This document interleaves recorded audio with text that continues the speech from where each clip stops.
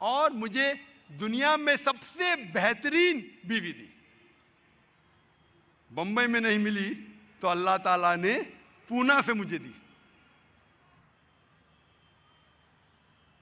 और अल्हम्दुलिल्लाह शादी के चंद साल बाद मैं और मेरी अहलिया ने दिगर मुमालिक का सफ़र किया। हमने जब तहकीक की पता चला कि कई इस्लामिक स्कूल है अमेरिका में, यूके में, कनाडा में, साउथ अफ्रीका में, ऑस्ट्रेलिया में, तो क्योंकि लोग मुझे तकरीर के लिए बुलाते थे और माशाअल्लाह मेरी अहलिया भी दाई थी, मैं चाहता था कि मुझे सिर्फ एक अच्छी दीनदार दाई मिले मेरे हम सफ़र के लिए। मैंने अल्लाह से ये नहीं कहा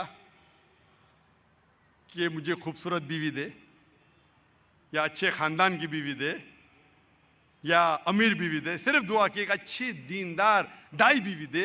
लेकिन अल्लाह सुब्हानहू व तआला ने दाई के साथ साथ, दीनदार के साथ साथ खूबसूरत बीवी भी दी और अच्छे ख़ानदान से भी दी, जिसे उर्दू में कहते सोने पे सुहागा। शादी के चंद साल बाद क्योंकि मेरी बीवी भी दाई थी तो मैं तकरीर करने के लिए लोग मुझे बुलाते थे, मेरी बीवी को बुलाते थे। मैं तकरीर कर रहा था आवाम में, मेरी बीवी तकरीर करती थी सिर्फ ख़वातीन में। और अल्लाह के फ़ज़ल से कई ममालिक में मेरे साथ साथ उसने भी तकरीर दी। America, Canada, UK, Singapore, Malaysia, Saudi, UAE, Australia, अल्हम्दुलिल्लाह कई ममालिक में। इसके साथ साथ हमारा सफ़र शुरू हुआ इस्लामिक स्कूल को देखने का। और हमारा मिशन बन गया कि 2-3 साल में जितने सबसे बेहतरीन स्कूल थे दुनिया में, इस्लामिक स्कूल उस वक्त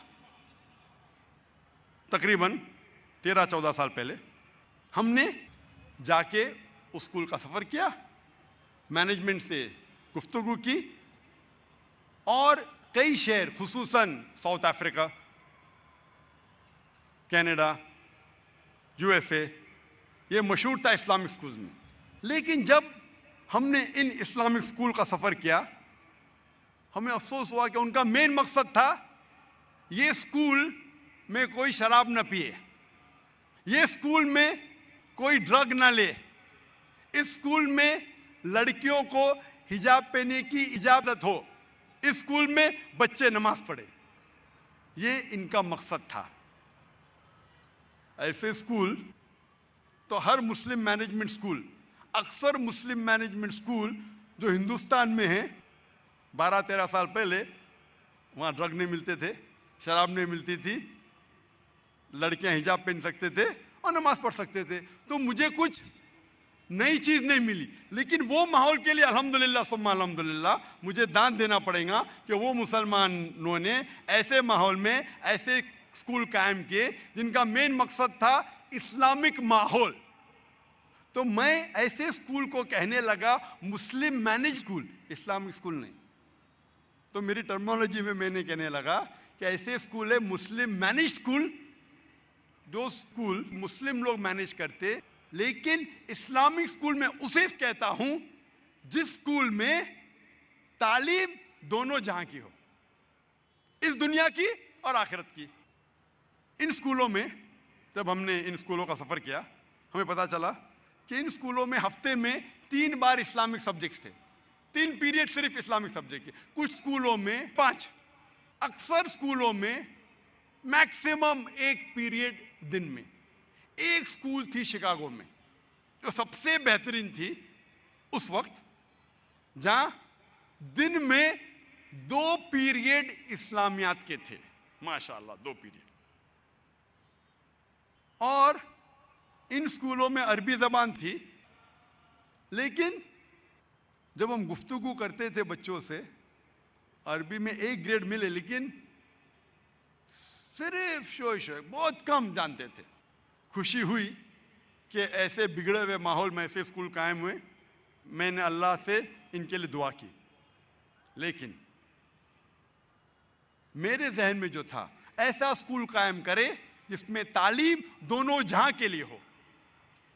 फिर जब अल्लाह ने अल्हम्दुलिल्लाह हमें बच्चे दी, 3, 1 लड़का और 2 लड़की, जब वक्त आया उनका एडमिशन का, तो हम समझते थे कि हम में वो कुव्वत ही नहीं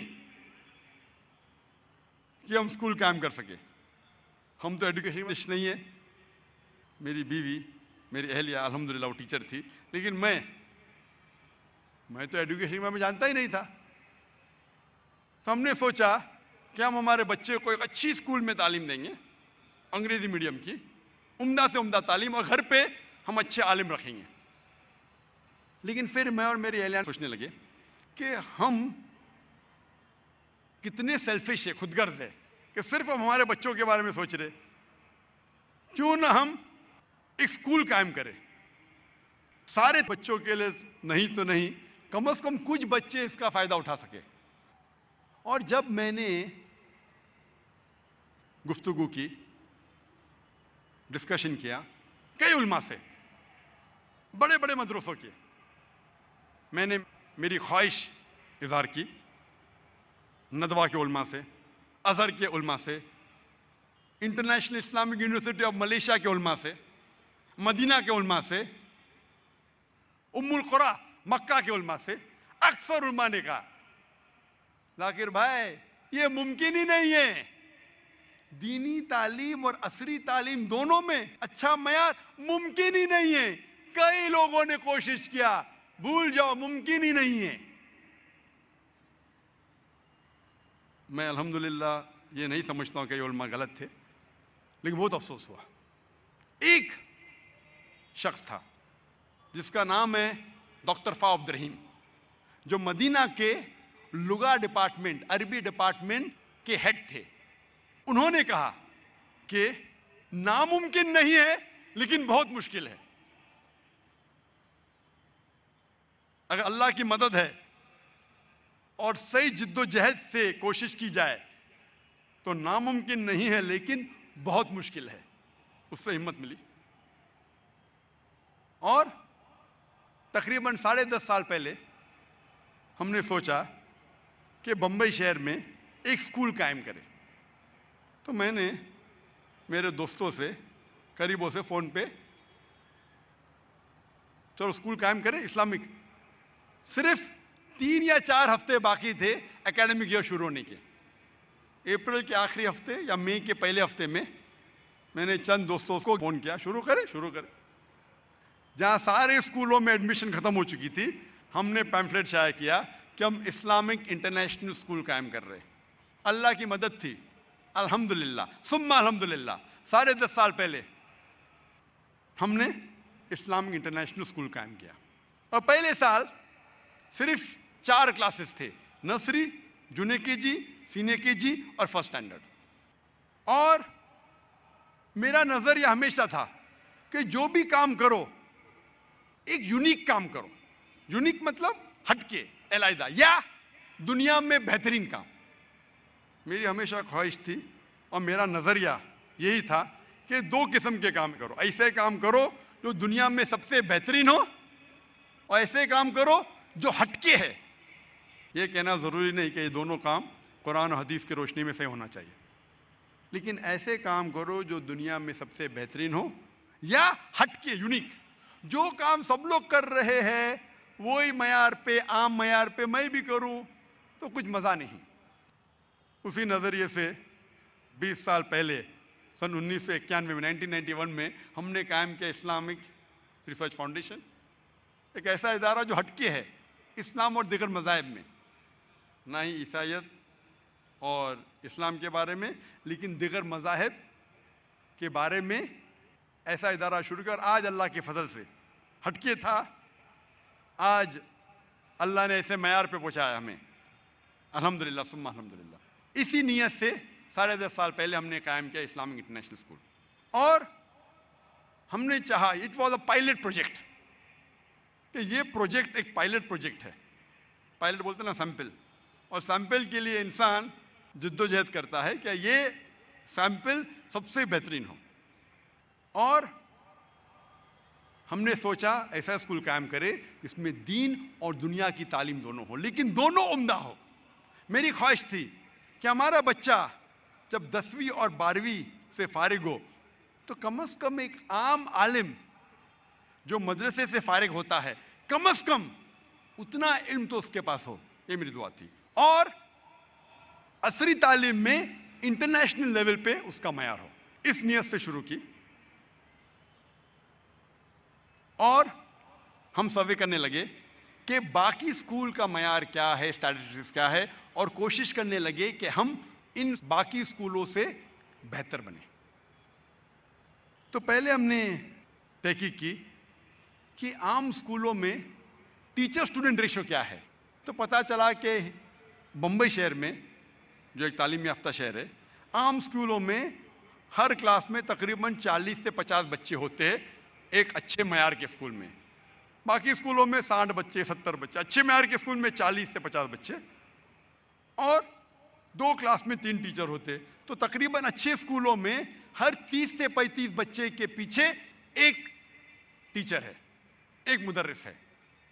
इंटरनेशनल स्टैंडर्ड कहती है कि हर 20 बच्चे पे एक टीचर होना चाहिए। जो प्राइवेट स्कूल्स है यूके, यूएसए, कनाडा में, उनका स्टैटिस्टिक्स है हर 10 से 12 बच्चों के पीछे एक टीचर होना चाहिए। तो मैंने कहा कि हम स्कूल कायम करेंगे हर 5 बच्चे पे एक टीचर। अगर दुनिया का ऊंचा मयार 10 से 12 है, हम शुरू करेंगे हर 5 बच्चे पे एक टीचर, चाहे कितना भी खर्चा हो। और शुरू किया हमने स्कूल। आम जो स्कूल हमारी है, नर्सरी शुरू होती है 8 बजे से लेकर 11:30 तक, जूनियर केजी 8 बजे से लेकर 1:20 तक, सीनियर केजी 8 बजे से 3:40 तक, और एक स्टैंडर्ड के बाद, पहली स्टैंडर्ड के बाद से लेकर 11वीं 12वीं तक 8 बजे सुबह से लेकर 4:30 बजे तक। आम स्कूलों से 2 घंटे ज़्यादा है क्योंकि हम तालीम दोनों जहाँ की दे रहे हैं। लेकिन ये जो 2 घंटे ज़्यादा है, क्यों? क्योंकि हम स्कूल में नमाज पढ़ाते हैं, स्कूल के अंदर ब्रेक होता है, मिड डे मील होता है, लंच होता है। ये 8 से 4:30 बजे तक हमारे स्कूल में 12 पीरियड है, 12 घंटियाँ हैं। एक पीरियड 35 मिनट का होता है और 12 पीरियड में से 2 पीरियड आमतौर पे हर रोज होता है extra curricular activity, martial arts, taekwondo, karate, swimming, computers. तो 12 पीरियड में से तकरीबन 2 पीरियड हर रोज होती है एक्स्ट्रा करिकुलर एक्टिविटी, मीन्स जो मेन तालीम के अलावा। और हमारे स्कूल में फर्स्ट स्टैंडर्ड से हम मार्शल आर्ट सिखाते हैं, कराटे, टेक्वांडो। जब बच्चा 5वीं में पहुंचता है, लाजिम है कि उसे ब्लैक बेल्ट बनना चाहिए 5वीं या 6वीं में। एकदम ही कमजोर है तो 6वीं में ब्लैक बेल्ट बनेगा, लेकिन ब्लैक बेल्ट बनना फर्ज है। आज हमारे स्कूल में 100 से ज्यादा ब्लैक बेल्ट है, 50 से ज्यादा लड़कियां और 50 से ज्यादा लड़के ब्लैक बेल्ट। मैं नहीं जानता हूं पूरे हिंदुस्तान में कोई भी स्कूल में जिससे 100 से ज्यादा ब्लैक बेल्ट है। ब्लैक बेल्ट मतलब आप जानते हैं ना, मार्शल आर्ट्स में white belt, yellow belt, blue belt, green, brown, black. Black सबसे ऊंचा है, 6 स्टैंडर्ड के अंदर ही बच्चे बनते हैं black belt. Swimming first standard से कंपलसरी है, तैरना भी सुन्नत है। कंप्यूटर्स, जो बाकी 10 पीरियड है, ये 10 पीरियड में से सीनियर केजी में तकरीबन 5.5 पीरियड अरबी जबान के लिए। हम चाहते हैं कि हमारे बच्चे 2 जबानों में महारत पाए, इंग्लिश और अरबी। बच्चे जब दाखला लेते नर्सरी में, जब सीखते हैं ए फॉर अल्लाह, बी फॉर बिस्मिल्लाह, साथ साथ सीखते मिन अलिफ असदुन, मिन बा बैतुन, मिन ता तुफाहुन। अरबी जबान 3री साल से सीखते हैं और बढ़ते बढ़ते अरबी पे महारत होती है। सीनियर केजी में 11 पीरियड होते हैं, 11 पीरियड में से 1 पीरियड एक्स्ट्रा करिकुलर एक्टिविटी, बाकी 10 पीरियड में से 5.5 पीरियड अरबी जबान के लिए हर रोज, 4 पीरियड तकरीबन हिफ्ज के लिए और 1.5 पीरियड अरबी पे। बाद में फर्स्ट स्टैंडर्ड से लेके 3री तक के तकरीबन 4.5 पीरियड अरबी जबान में, 5.5 अंग्रेजी जबान में। फिर 4वीं से 8वीं तक के तकरीबन 3.5 पीरियड अरबी में और 6.5 पीरियड अंग्रेजी में। और 8वीं, 9वीं, 10वीं में सिर्फ 3 पीरियड अरबी में और बाकी के 8 पीरियड अंग्रेजी जबान में।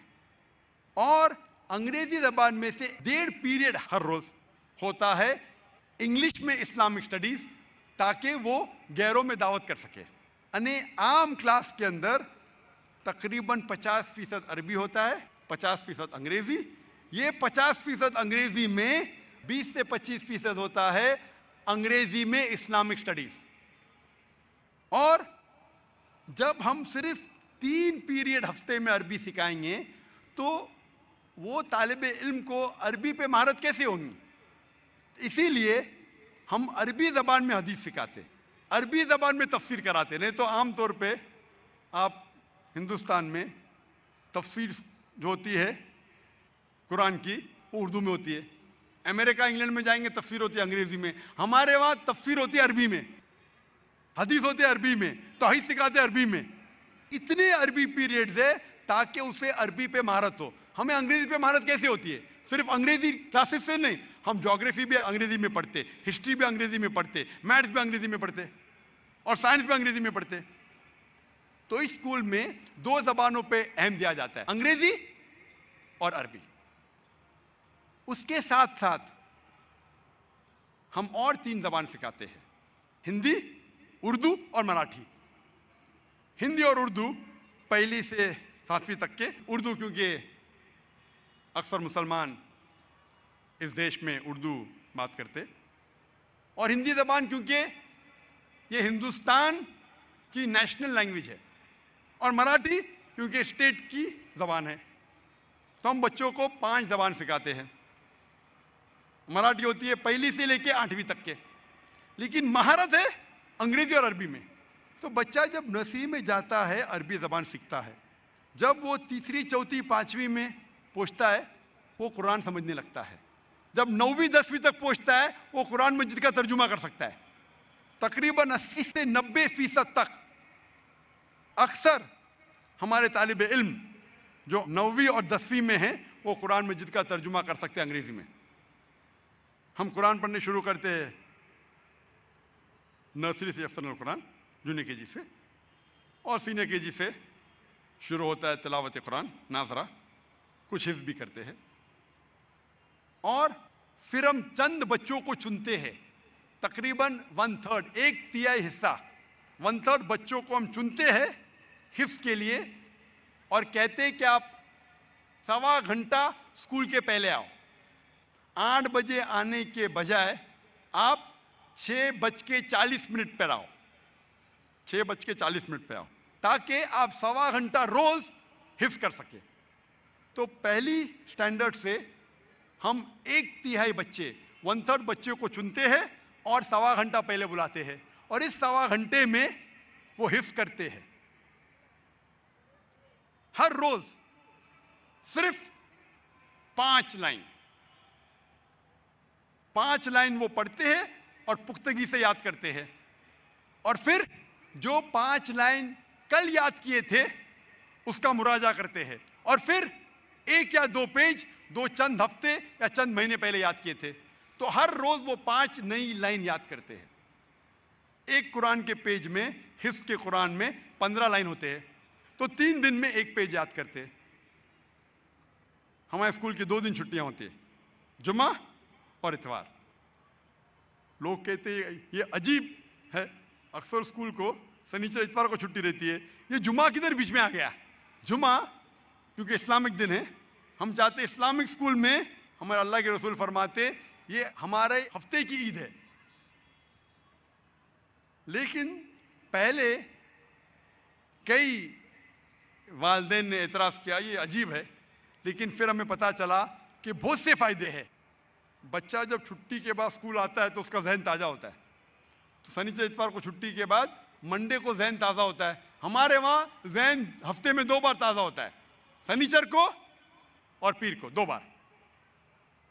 जो लोग हिफ्ज़ के लिए चुने जाते उन्हें इतवार को 8 बजे से लेके 1 बजे ज़्यादा आने पड़ता है। इस तरीके से हर साल वो 4 जुज़ याद करते हैं, 4 जुज़।